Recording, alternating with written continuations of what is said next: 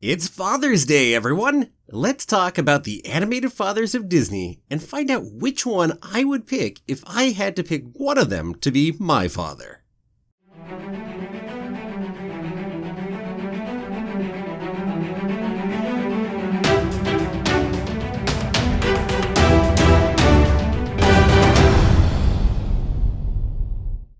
Well, hello there! My name's Jeremy and welcome back to Freeform Disney, where I talk about all aspects of Disney, from the animated movies to the theme parks to Star Wars, Marvel, and Pixar, and the TV shows, and everything else in between. And that is why it's Freeform. And keep coming back every day for new daily content. If you're not subscribed yet, don't forget to hit that subscribe button. First off, before we go any further, I have to go ahead and give a shout out. Happy Father's Day to my dad. Happy Father's Day, Dad. I'm only going to be looking at Disney feature animated movies, the big ones. Now, just like I said about the mothers of Disney back last month, there are also a whole lot of absent fathers in Disney. I mean, Disney, as I said, is kind of famous for dead or absent parents. We've got to go ahead and make our characters heroic.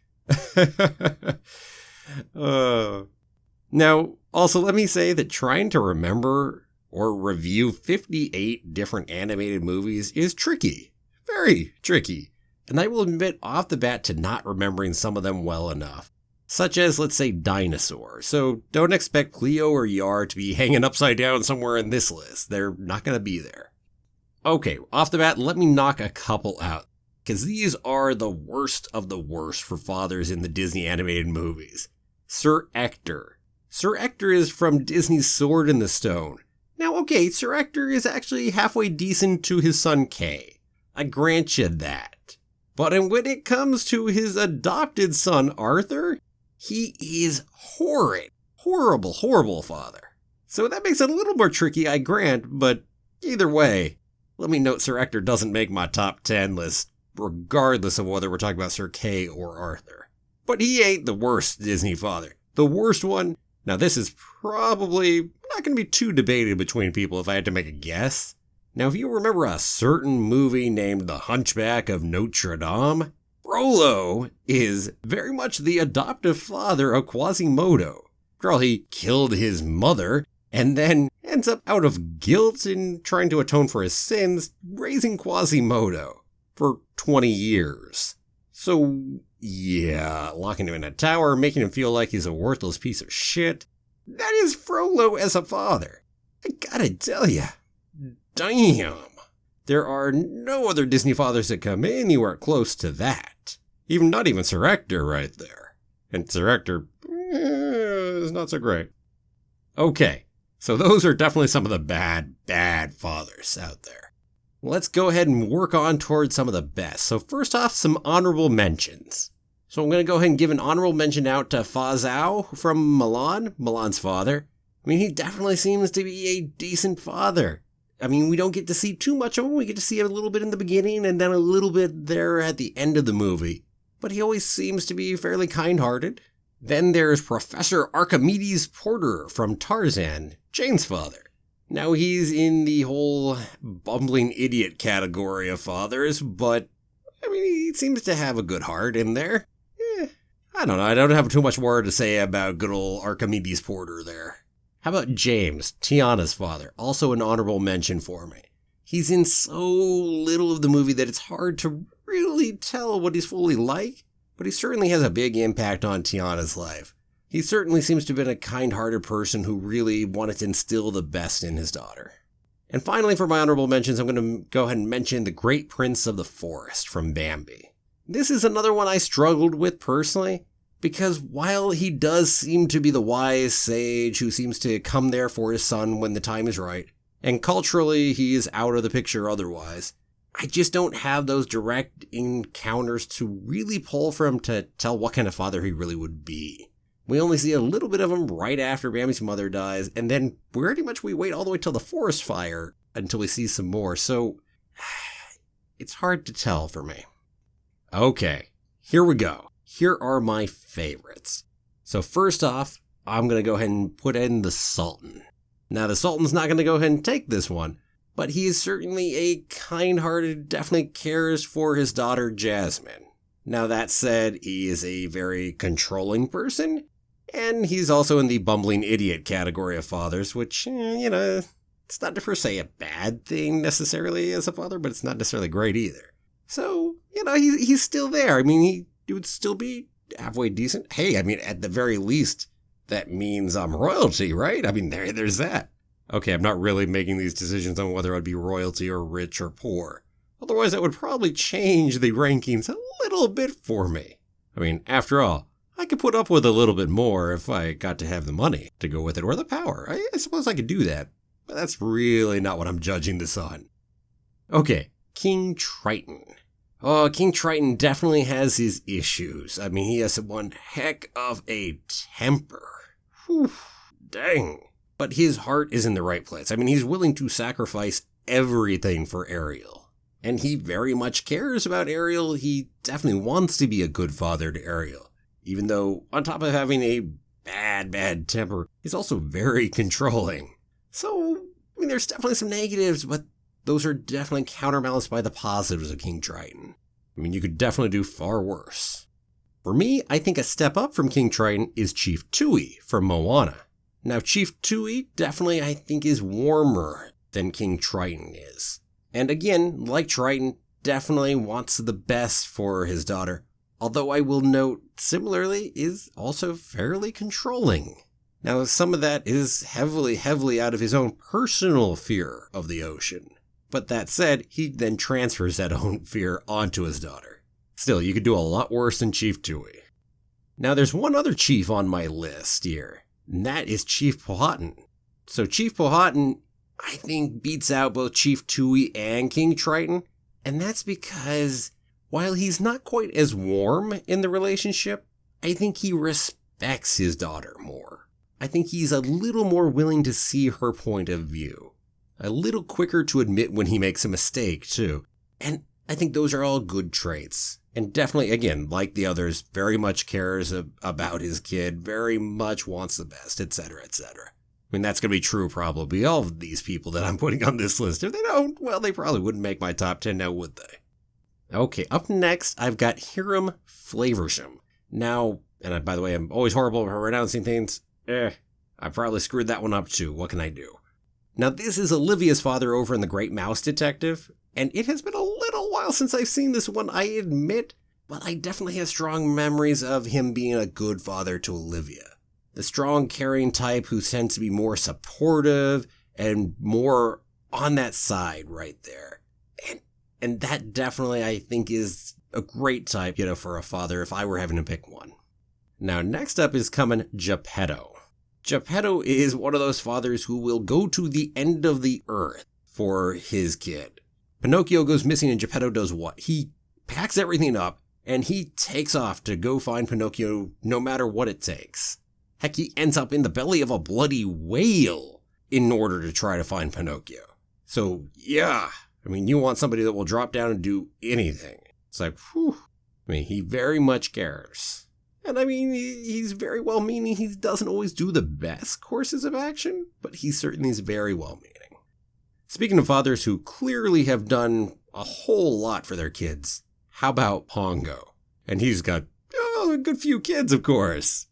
But think of everything that Pongo, and Perdita, I should note, think of everything the two of them go through to go ahead and try to save their kids, everything they do to try to bring them up right, for the little bits that we see about that.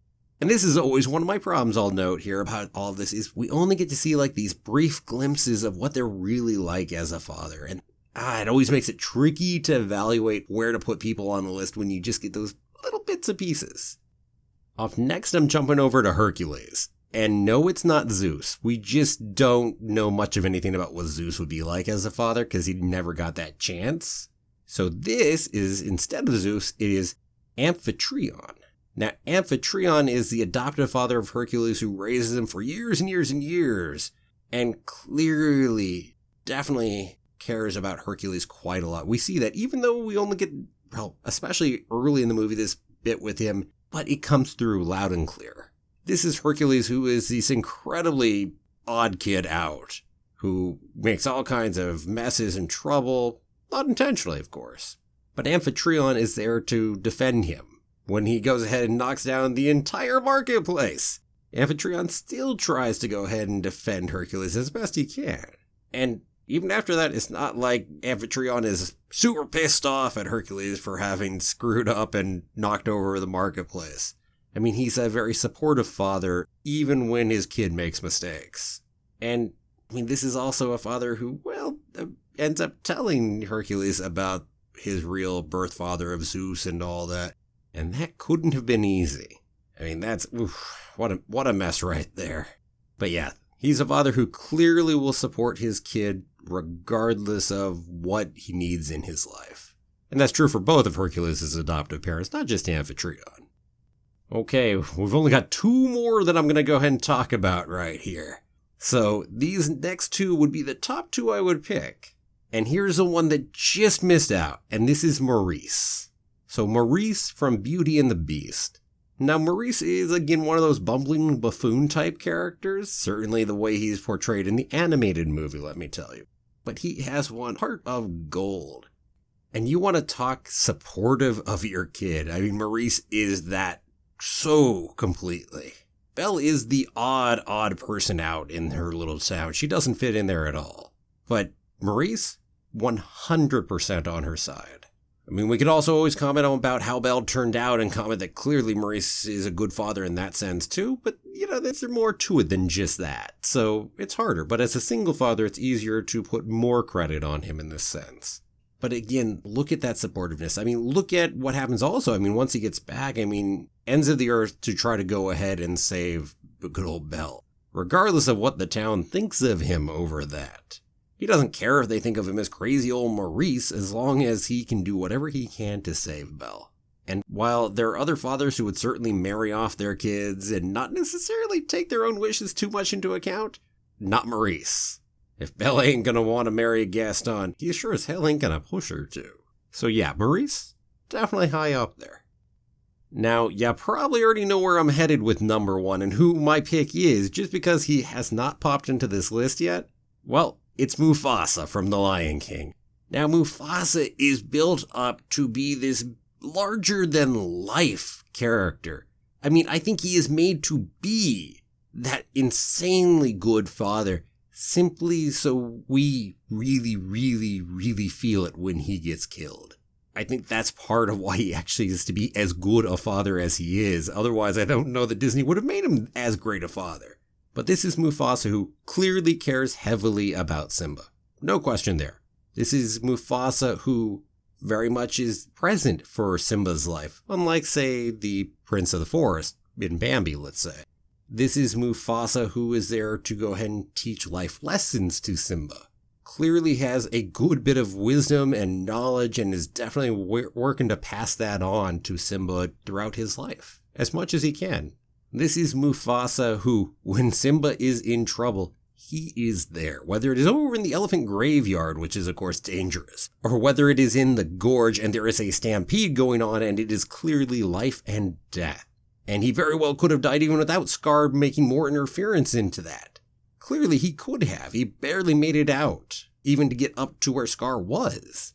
So yeah, ends of the earth, no question. But all that said as well, Mufasa has both a hardness and a softness to him. He definitely is going to do what he can to make sure the rules are clear and they are enforced when they are heavily important, like keeping safety, like not going to the bloody elephant graveyard because you're going to get killed over there. Now, in fairness, he might have explained more about what was dangerous about it in the first place. It might have helped. But afterward, he both lays down the law and then also really opens up to Simba about his feelings and his emotions and how it affected him. And you don't see that much out of the other Disney fathers about really opening up their own emotions and sharing them with their kid. I mean, heck, this was 90s. I mean, that's earlier than you tend to see that depiction as much in most works of fiction right there, as far as movies are concerned, etc. We're still getting more to the point where showing your emotions and being willing to be vulnerable is more acceptable.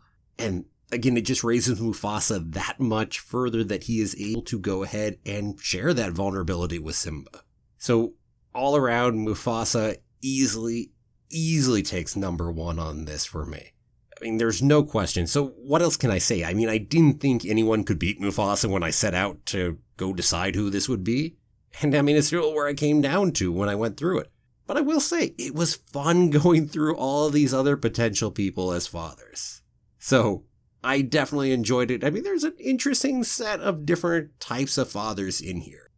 Now, there's not as much variety as would be nice, and there are one heck of a lot of absent fathers considering how many Disney animated movies there are. It'd be nice to see some more really good fathers in Disney. So who knows, maybe we'll get a chance to. I mean, you don't always have to have a dead father or a dead mother in order to actually be a good character, a good hero.